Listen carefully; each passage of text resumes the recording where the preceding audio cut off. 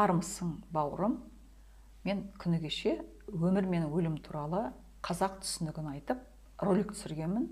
Сол роликтің астына бір оқырман тағы да тереңірек айтсаңыз болатын еді деп пікір қалдырған екен.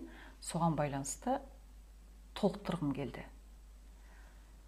Ислам сенімі менен қазақтың тәңір діні арасындағы тағы да қандай басты өзгешеліктер бар, сол туралы.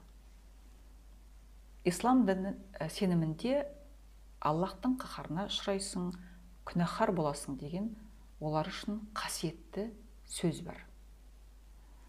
Бұның артында қорқыныш пен үрей бар. Қорқыту, үрейлендіру бар. Арты соған тіреліп тұр.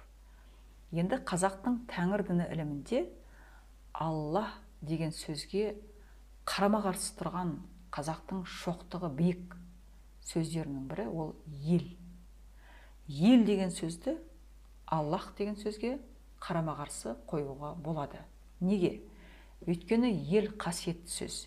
Елін айтып, қазақта жырламаған жыршы жоқ, ақын жоқ, жырау жоқ.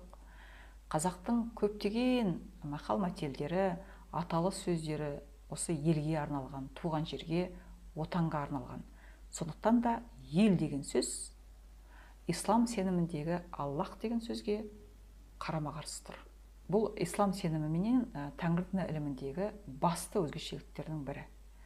Тағы бұдан басқа қазақта ұят болады, обал болады деген сөз бар. Бұл екі сөздің артында үлкен жауапкершілік жатыр. Қорқыту емес, үрейлендіру емес, үлкен жауапкершілік. Неге ұят болады дейді? Өйткені артыңда елің бар.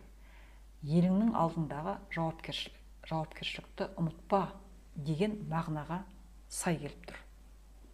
Яғни жауапкершілік деген сөзбен алмастыруға болады. Ұят болады, обал болады деген сөзді. Міне осындай қазақ түсінігі. Бұл ислам сенімі менен қазақтың тәңірлік діні ілімінің арасындағы басты айырмашылықтардың бірі. Осымен ролигімді аяқтаймын. Көріскенше күн нұрлы болсын.